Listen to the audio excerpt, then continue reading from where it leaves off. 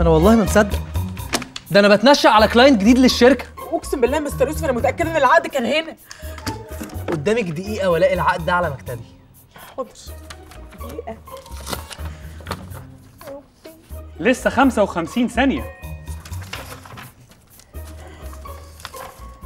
لسه 50 ثانيه. وترني بقى، وترني اكتر. لسه 45 ثانيه. ايه انت هتلم الورق يا لذيذ. بقول لك ايه، انت ما شفتش العقد؟ شفته. يعني انت عارف مكانه؟ ايوه. سيبنا نتهزق من الصبح. طب ما قلتليش ليه؟ ما سالتنيش. بجد والله انا اسفه. العقد فين؟ هنا.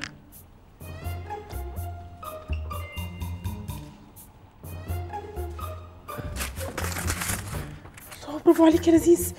بقول لك ايه، كأن انا اللي لقيته. ماشي؟ انا اللي لقيته يا سيدي. انا عارفه ان انت شطور ولذوذ وانت اللي لقيته لوحدك. ممكن بقى ما تقولش ان انت اللي لقيته. اوكي. شكرا. اهو لقيته. لقيتيه؟ انت عارفه انت اللي ما كنتيش لقيتيه انا كنت عامل فيكي ايه؟ مش عايزه اعرف. ايه ده؟ ايه ده؟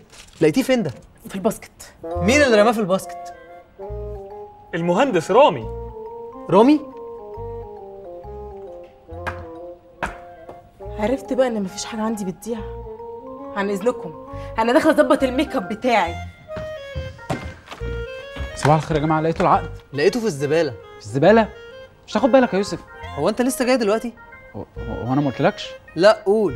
اصل واحد صاحبي وقع من على الدائري امبارح وكنا مضطرين نسهر معاه بقى في المستشفى كلنا. وايه اللي تحت عينك ده؟ ما مش سهر يا يوسف، بقولك ما نمتش من امبارح. كنت سهران بعين واحده ولا ايه؟ بس انا ماليش في السهر انت عارف، فسقطت في دي بس كده. يا ابني انت مش هتبطل كده. ليه كدب ليه؟ دي لبنى دي ولا ايه؟ خد تعالى بس ما تخافش اهدى. ما انت ما تربنيش. انا قصدي لبنى اللي عملت في وشك كده. ايوه يا عم. قفشتك تاني ها؟ طب ما تحترم نفسك، انت هتعمل لي فيها جان ليه؟ اتجوزتها ليه طيب؟ بس انت مش فاهم، هو لبنى دي بنت عمي وعم الله يرحمه كان مدخلها في الورث، وانا ابويا كان ليه حته ارض يعني الموضوع مش كده. متجوزها تخليص حق يعني. بس بقى عشان لذيذ بيسجل كل حاجه.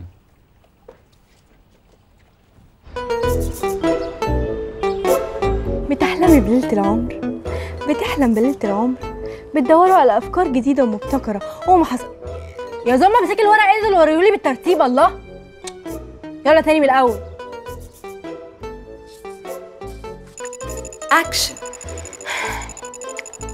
بتحلمي بليلة العمر، بتحلم بليلة العمر، بتدوروا على افكار جديده ومبتكره وما حصلتش في اي فرح في مصر ولا في العالم. يلا كلمونا على الارقام اللي في صفحتنا او ابعتوا لنا انبوكس وهنرد عليكم على طول.